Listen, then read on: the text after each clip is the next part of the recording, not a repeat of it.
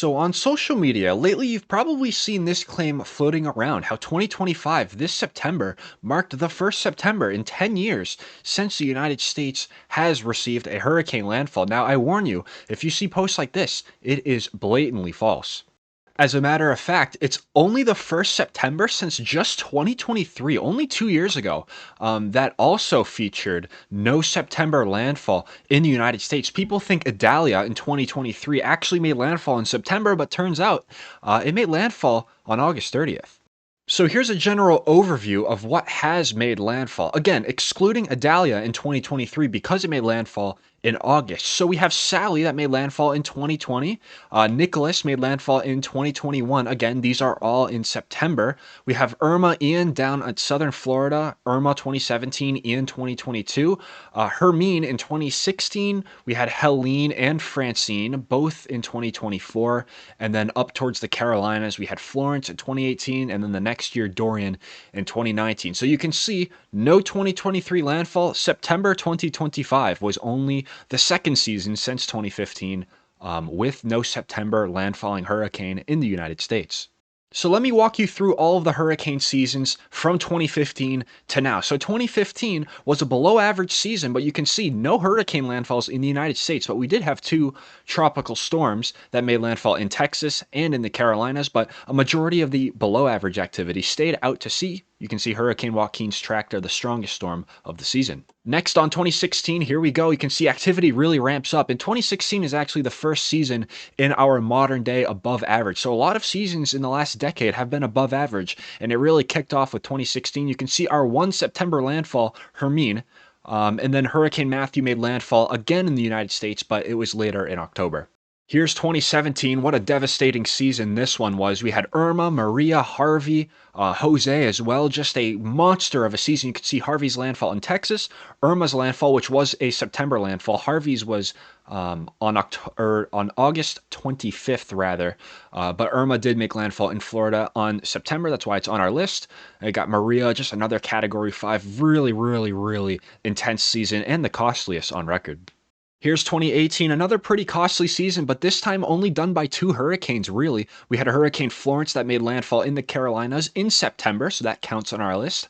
But Hurricane Michael was only one of four Category 5s that year to ever, or I should say in general, in the Atlantic Basin's history, was only one of four hurricanes to hit the United States, but Michael occurred in October, so it is not on our list, but two of the big-time damage producers both happened in the U.S. that year.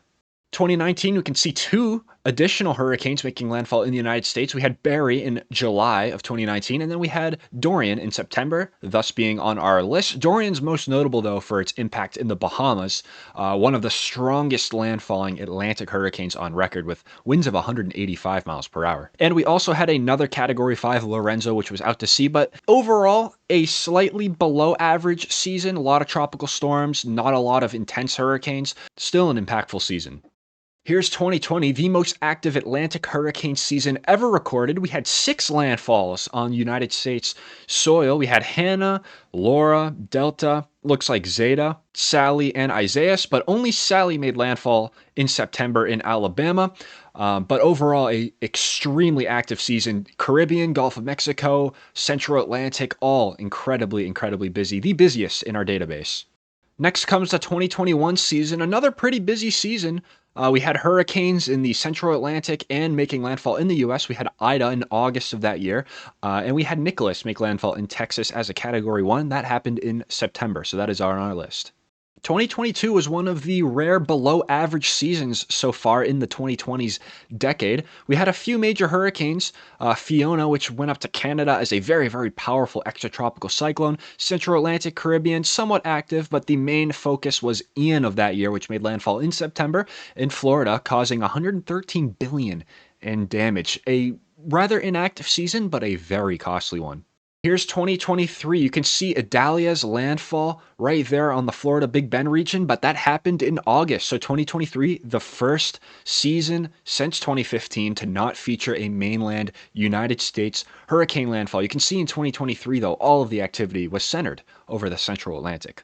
Next, we have 2024, a pretty incredible season. We actually had two hurricane landfalls in the month of September, Francine and Helene, but we also had three additional ones as well. We had Beryl in July, we had Milton in October, and we had Debbie in August. So, a very, very impactful season for the United States, but elsewhere in the central Atlantic, not many storms present. And lastly, this takes us up to the 2025 hurricane season. This hurricane season has been very strange. No Gulf of Mexico or Caribbean activity at all. It has all been centered in the central Atlantic. And in fact, no hurricane has made landfall in the Atlantic basin yet, which would be the first time since 2013 if this keeps up. Now, October can always bring the threat for the Caribbean Sea and Gulf of Mexico, like we saw Milton last year, very, very intense hurricane. So the season's not over, but certainly impressive just how much activity has been limited to the wide open Atlantic, which is good news for land. So with that, 2025 joins 2023 as the second hurricane season on record since 2015 in the last decade to feature no September hurricane landfall. So you might see again all these tweets, all these TikTok posts of it's the only September, in a decade that we've had no landfalls. It's actually not, believe it or not. And it's kind of funny how many people say that with confidence, not doing the research. But it all matters in the purpose of records, but in the general grand scheme of things, very lucky the United States has not been hit yet.